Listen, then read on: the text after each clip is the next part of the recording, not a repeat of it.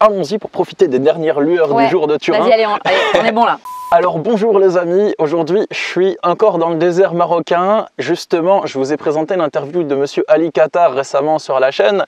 Et là, je suis avec Elodie Rose, c'est elle qui anime l'interview, enfin c'est elle qui anime pardon, la retraite spirituelle à laquelle je participe. Nous sommes le dernier jour, à la dernière lueur du jour de Turin. La dernière lumière du jour de Turin. Et bonjour Elodie. Bonjour Stan. Et je voulais proposer de raconter une histoire où elle a galéré et où aujourd'hui elle a réussi à dépasser le problème, à se relever, à faire preuve de résilience. Et je pense que ça peut être inspirant pour vous si elle vous le partage. Donc Elodie, quelle est l'histoire que tu souhaitais nous partager? Alors en fait, quand j'étais, on va dire, plus jeune, parce que je suis extrêmement vieille aujourd'hui, j'ai eu une première expérience, comme beaucoup d'entre nous, de professionnels, avant d'être pleinement dans ma capacité, on va dire, spirituelle, éveillée, ou dans mon plein potentiel. Enfin, chacun pourra trouver le mot juste. Ouais, avant de faire ce que tu fais aujourd'hui, travailler dans l'accompagnement, tout ça, on vous dira plus vers la fin. C'est ça. J'ai monté un centre de soins alternatifs sur Nantes pendant 6 ans. Et ça a été une super expérience oui, même si tu as encore des trucs à régler intérieurement, ça t'empêche pas d'accompagner les autres à dépasser des trucs que tu as déjà dépassés, ou même dans leur mieux-être. Je pense qu'accompagner les gens, c'est aussi une manière... c'est un métier et un art en soi. Et même si tu souffres à certains points, si tu arrives à mettre ça de côté pendant l'accompagnement, tu peux quand même l'exercer, quoi. Exactement. Et puis en fait, c'était un aspect plutôt ce que j'appelle superficiel, mais qui touche c'est une porte d'entrée pour toucher aussi le cœur des êtres et leur intimité. Et moi, je sentais que c'était juste pour moi de passer par cette porte-là, de l'esthétique et de la beauté, et avec des technologies aussi pour mettre une distance. J'avais besoin de cette distance entre moi et la personne pour me sentir en confiance, en sécurité aussi.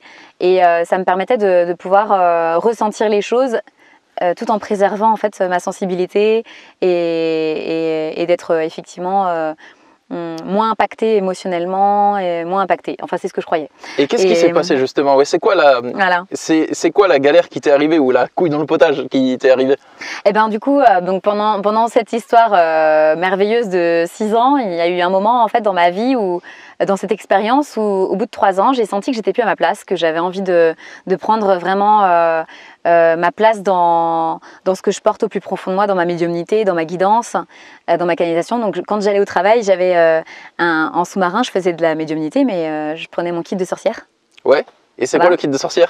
Eh ben, j'avais du coup un tissu, une bougie, un pendule, des cartes, et puis je faisais des consultations de médiumnité aux personnes où je me sentais vraiment en sécurité, enfin en confiance, et où le bouche à oreille en fait se faisait naturellement. J'avais pas besoin de quelque part de communiquer, j'avais pas besoin de faire de la pub, ça venait à moi en fait naturellement. Et donc je faisais ça comme ça me convenait, mais je sentais que c'était pas complètement juste. Je me sentais prête à me lancer, mais j'avais pas le cran. Ouais. J'osais pas. Ok. Tout quitter. Donc c'est le moment où tu faisais déjà un truc que tu aimais plus ou moins, mais tu sentais que c'était pas totalement ça. Ouais, j'étais passionnée quand même. Et tu avais envie de te lancer dans la médiumnité, mais tu sens... Mais enfin, ça fait peur, quoi. Ça fait peur. J'avais pas forcément en fait les moyens financiers, dans le sens où j'étais indépendante. Et tu m'as dit qu'il t'était arrivé plein de galères en même temps, justement. Oui, justement au moment où ça a basculé, parce qu'il y a eu une bascule. Au moment où en fait, au-delà de moi, j'avais demandé en fait, on va dire à l'univers, de me guider en fait vers le chemin le plus juste pour moi. Donc je sentais que j'étais plus à ma place. J'avais mis en vente mon centre de soins. J'avais 6 personnes intéressées pour acheter mon centre. Et au moment où j'avais une personne qui était intéressée pour acheter, là je me suis fait attaquer pour pratique illégale de la médecine. Ah oui, d'accord, ok. Ouais, parce que je faisais des médecines alternatives et du coup il y a des vies juridiques. C'est les mêmes médecins qui m'ont formée qui m'ont attaquée. D'accord, ok. Voilà. Comme dirait mon avocat, vous gavez comment on dit, les oies, et après vous les envolez, vous les tirez à l'envol, quoi. Ouais, exactement, je comprends. Ouais, voilà. Ça, c'est souvent dans certains cas quand tu as l'élève qui dépasse le maître et que le maître il est jaloux et il dit de toute façon il n'applique pas les principes de l'école, il ne fait pas du vrai kung-fu. Ça peut arriver, quoi. Bien sûr. Et puis moi je sentais de toute façon que c'était à la fois juste ce qui se passait, parce que ça touchait à mon histoire, où voilà, chacun porte des sensibilités. Moi vraiment je vivais ça comme une injustice. J'avais les diplômes, j'avais l'expérience, j'avais jamais eu de problématiques par rapport aux soins que je proposais avec des clients. J'avais jamais eu de conflit. Et il s'est passé quoi d'autre en plus de l'attaque en justice sur le même moment? En même temps, j'étais en train de divorcer. D'accord, ok. Voilà. T'étais Je mariée m'étais en rendu France? compte, tout à fait. J'étais mariée en France à mon meilleur ami et je m'étais rendu compte que ça partait d'un endroit aussi où j'étais pas pleinement en amour, où ça me rassurait, c'était une relation confortable. Bien sûr, j'avais beaucoup d'amour pour lui, mais je sentais que j'aspirais à autre chose, de quelque chose de plus vibrant, quelque chose de plus sacré, quelque chose de plus profond, et que même par l'amour que j'avais pour lui et pour moi, je sentais que c'était pas juste de rester en relation avec lui. Du coup, en même temps, tu as le divorce à gérer, Ouais. tu as les attaques en justice. Ouais. Il y en avait plusieurs? Non, il y a eu cette attaque en justice, mais il y avait aussi mon aspiration ou mon envie d'incarner pleinement ma médiumnité et ma guidance qui était très forte et qui devenait aussi envahissante. Parce qu'il y avait, on va dire, des choses qui se passaient aussi sur le plan spirituel. Oh, attends, je tombe dans la dune. Ouais, ok. Et... Vas-y, remonte encore. Non, c'est bon, t'inquiète, Okay. c'est cool. Donc il y avait aussi des choses qui arrivaient sur le plan spirituel. Et comment tu te sentais, toi, comment tu te sentais, Elodie, pendant que tu vivais tout ça en même temps, en fait? Mais je me sentais à la fois submergée et en même temps, je savais que c'était important que je fasse face, que je tienne, que j'avais pas le choix en fait. Ouais, t'avais pas le choix parce qu'en même temps, tu dois gérer le divorce. C'est bon, il est déjà lancé. En plus, t'as une attaque en justice, tu peux rien faire à part te défendre, essayer accueillir et voir comment tu peux réagir. Enfin voilà, comment tu gères le truc. Puis le centre de soins, la vente est en cours. Donc, je devais continuer à travailler. Et en plus, tu dois continuer à travailler parce que le divorce, il faut payer l'avocat. Enfin, après, si c'est consentement mutuel, ça peut aller. Mais voilà, tu as l'attaque en justice, il faut aussi payer un avocat, donc il faut des thunes. Donc il faut continuer à travailler, maintenir le cap pendant que tu fais la transition et tout. C'est vrai, c'est chaud en fait. Voilà, donc ce qui s'est passé, c'est que du coup, j'ai investi tout ce que j'avais de mon centre et de ma personne pour vraiment me libérer au plus juste. Moi, je me sentais alignée en fait avec là où j'étais. Mais en même temps, j'étais de bonne foi, je pensais que ça allait vraiment passer, que mon centre allait se vendre et que cette procédure judiciaire n'allait pas arriver à ses fins. Donc le divorce se passe plutôt bien. Heureusement, j'avais de bonnes relations avec cet homme. Je m'en étais remis à l'univers et j'avais dit, voilà, je sens que j'ai deux possibilités. Soit je vends et je me retrouve avec de l'argent et c'est facile, enfin c'est plus simple en tout cas parce que forcément en tant qu'indépendante, j'avais pas de droit, j'avais rien en fait. Ouais, t'as pas de chômage en tant qu'indépendante, oui. Et j'avais même pas le permis, donc pas de voiture, donc autant te dire que pour trouver du travail, pour faire quelque chose de moi, c'était... Ouais, c'est galère, en effet. Le néant total. Du coup, soit tu vends et t'as de l'argent, ou bien c'était quoi l'option B? Le néant total. Ah oui, d'accord. Donc soit tu vends pas en fait, et dans ce cas, il y a plus rien. Soit je me retrouvais sans rien en fait, liquidation judiciaire, puisque du coup je suis passée au tribunal et en fait il y avait un vice juridique parce que comme j'avais l'autorisation d'avoir pratiqué ce que je pratiquais, il y avait un vice juridique. Et donc c'était vraiment une relation d'injustice. Et je devrais pas être là à être en justice. Mais j'ai quand même été en justice parce qu'on était attaqués les plus gros de Nantes, les plus gros centres de Nantes à faire cette pratique. Ah, j'ai entendu te parler de ça, j'ai entendu parler de cette histoire, c'était un truc assez médiatisé je crois. Oui, ça a été médiatisé, ouais. Il y a plusieurs personnes qui ont été attaquées pour pratique illégale de la médecine, pour quelque chose de spécifique ou pour une méthode spécifique, ouais, ça m'est arrivé. Et en plus vous étiez plusieurs à être attaqués dans le procès, et je crois que c'est aussi ça qui peut au départ, ça peut être une attaque groupée pour donner plus de force aux méchants. Enfin, on va dire, il va cibler plusieurs personnes avec ses têtes. Mais c'est pour discriminer, en fait, pour, on va dire, faire en sorte que les autres personnes qui souhaiteraient faire cette pratique, d'ailleurs que je n'ai pas nommée, c'est l'épilation définitive à la lumière pulsée. C'est pour ça que j'étais précurseur en France, parce que je faisais aussi des techniques de lumière, luminothérapie, en fait, photomodulation cosmétique, qui travaillait sur la régénération des tissus, des fibres de collagène, d'élastine. Et en fait, je travaillais avec Paris, à l'hôpital Salpêtrière, pour les protocoles de soins, des grands brûlés, des choses comme ça, les vergetures, les traitements des cicatrices intracicielles au niveau des tissus. Donc, il y avait aussi un aspect psycho-énergétique, psychocorporel dans la pratique et l'accompagnement. Donc j'avais d'autres alternatives, d'autres pratiques. Donc si j'arrêtais cette activité-là, ce qui a été le cas en fait, c'est-à-dire qu'il m'interdisait de pratiquer cette activité. Mais comme on était attaqué à plusieurs et qu'il y avait un vice, je n'avais pas d'amende et donc je n'avais pas d'obligation de fermer mon activité ou de la liquider. Ça c'est cool. Donc je pouvais continuer. Et donc je pouvais vendre et je pouvais continuer mon activité. Sauf que ce qui s'est passé, suite à ça, je préviens mon propriétaire parce que le motif du bail, c'était lumière pulsée intense. Oui. Donc comme j'étais supprimer de cette activité, je devais le prévenir pour changer le motif du bail, pour continuer mon activité ou pour vendre mon activité. Ouais.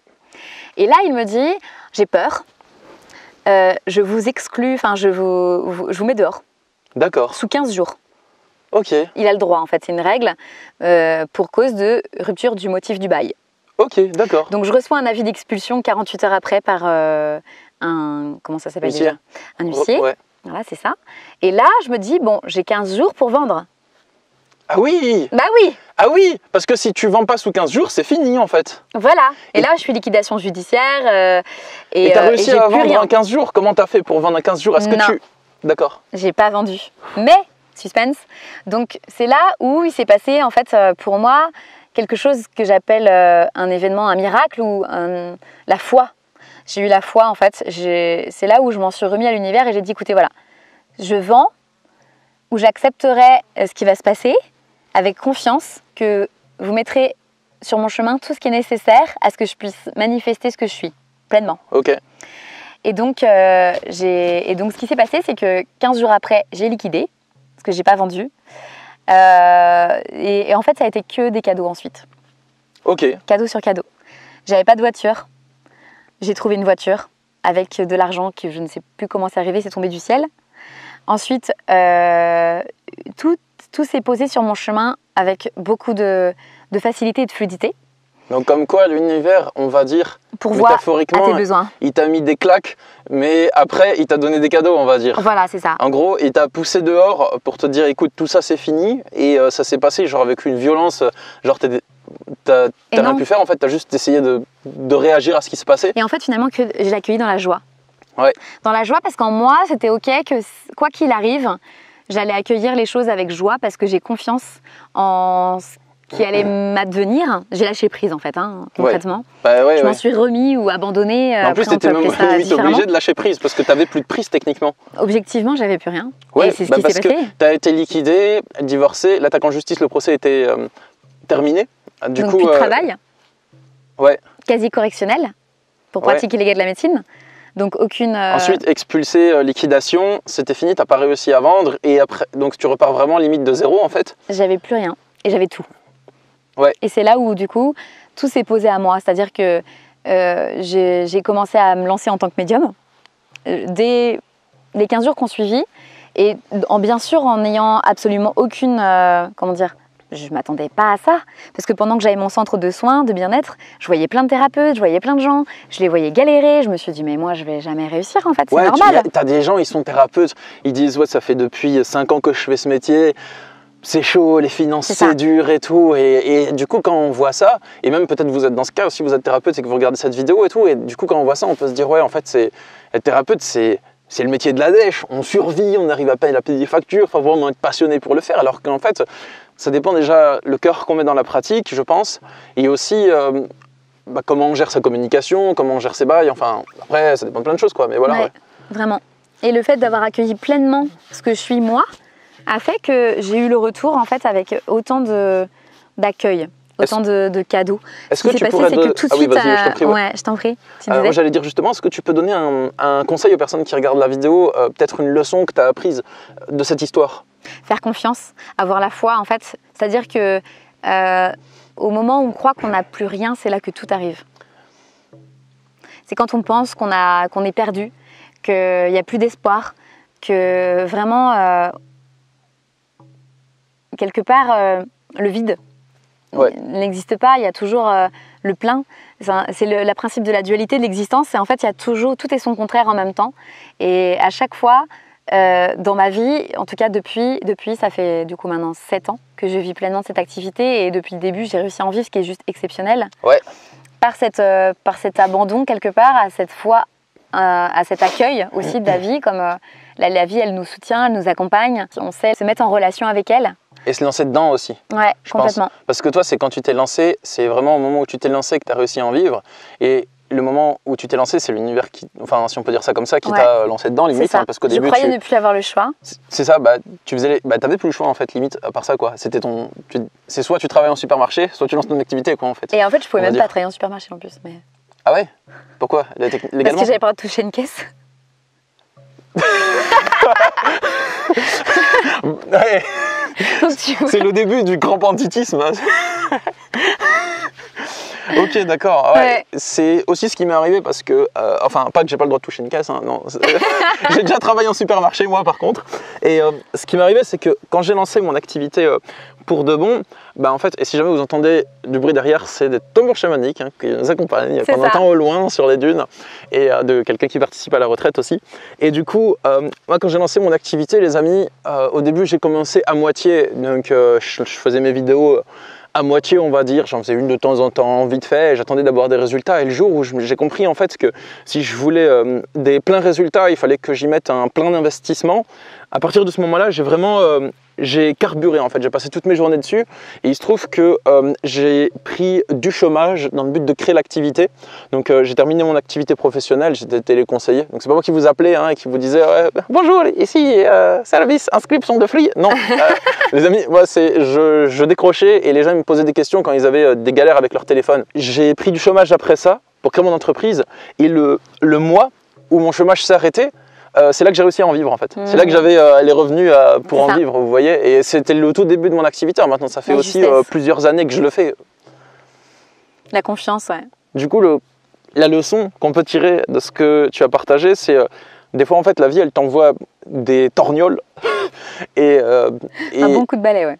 Et des fois, tu peux lutter contre et prouver ta détermination et redresser la barre et arriver à bon port. Mais des fois, elle casse ton bateau et tu dois te démerder et t'atterris sur une belle île, si on peut dire, et sur laquelle tu fais fortune, on va dire. C'est ça. C'est ça. Et le courage, c'est vraiment le langage du cœur. Ouais. Sortir de la volonté et rentrer dans la dimension du cœur, c'est vraiment aussi ça. Toujours écouter en fait vraiment ce qu'on porte, ce qu'on ressent, même si ça se place à l'endroit qui parle à chacun. Des fois, on parle d'intuition, de guidance, mais c'est le cœur, finalement, de son être, de ce qu'on a au plus profond de nous et ce qu'on ressent et faire confiance. Faire confiance à sa petite voix, aux messages, aux synchronicités, aux événements qui sont récurrents et vraiment en vous, quoi. Faire confiance en chacun de nous. Et quand c'est juste, ça se pose et ça s'offre quand on sent que c'est le moment. Comme l'a dit monsieur Ali Qatar, enfin je dis monsieur Ali Qatar, mais comme l'a dit notre ami Ali Qatar, hier, enfin dans la vidéo, bon, je l'ai tournée hier, vous la recevrez avec un peu de différé sur la chaîne, mais il nous a dit aussi, et à la fin, dans ses conseils, c'était écouter l'appel de votre âme. C'est ça, exactement. Et écouter l'appel de son âme, je trouve que c'est un des trucs les plus durs à faire en fait, la plupart du temps. Enfin, sauf quand on le fait, et qu'on est dedans, ça va, c'est simple plus dur, mais le faire pour la première fois, c'est tellement dur, mais pourtant quand on le fait, c'est tellement beau. C'est engageant, ça engage à sortir de toutes ces croyances limitantes, de ses peurs, de ses conditionnements, et puis de faire confiance. Eh bien, merci Elodie pour avec plaisir. Ton partage. Alors les amis, du coup, Elodie, c'est elle qui anime, on va dire, la retraite spirituelle à laquelle je viens de participer. Là, c'est la fin et le soleil se couche. Donc, c'est la dernière lueur du jour de Turin, comme dirait dans le Hobbit, là où la grive frappera. Et du coup, si vous voulez retrouver Elodie ou que vous vous intéressez à sa personne ou à son travail, vous pouvez la retrouver sur son site internet que je mettrai dans la description, sur sa page Facebook aussi. Et Elodie, du coup, ce que toi, tu vas proposer, si j'ai retenu, après tu me corriges, tu vas proposer des retraites spirituelles, donc comme celle à laquelle je viens de participer, dans différents endroits, dans différents pays. Tu vas proposer aussi des consultations individuelles de guidance, par exemple. Tu vas proposer des cours de yoga aussi, en présentiel. Et attends, il y avait d'autres choses. Oui, je donne des formations, des enseignements certifiés. Oui, le pouvoir personnel, voilà. C'est ça. Je suis initiatrice de tantra aussi chamanique. C'est un courant qui m'a été initié et que je me suis approprié. Avec les différentes approches, je fais des accompagnements par les plantes aussi, les médecines sacrées. Et plein d'autres choses que je vous laisserai découvrir avec plaisir. On peut échanger aussi, je propose des entretiens offerts. pour ceux qui souhaitent. Ouais, pour ceux qui sont intéressés par le pouvoir personnel, par la formation que tu proposes. C'est une formation certifiée, les amis, hein, c'est pas un pack en vidéo que vous achetez, hein, c'est une vraie formation. C'est une méthode unique de travail, tout à fait. C'est ça, exactement, et qui se passe Enfin, quand on dit formation, c'est pas infopreneur, donc ça veut pas dire que vous achetez un pack de vidéos sur son site et vous avez une formation, non, c'est un truc qui se passe avec des interactions réelles avec un formateur, donc le vrai sens du mot formation. Donc voilà les amis, j'espère que cette vidéo vous a plu, dites-le moi dans les commentaires et on se retrouve bientôt pour de prochaines vidéos. Ah, et si vous découvrez cette chaîne avec cette vidéo, hein, bah, abonnez-vous, hein. Bien sûr Elodie, tu peux leur dire de s'abonner. Abonnez-vous avec grande joie, Stan, il est super. Bah, merci beaucoup Elodie et à plus les amis. À bientôt.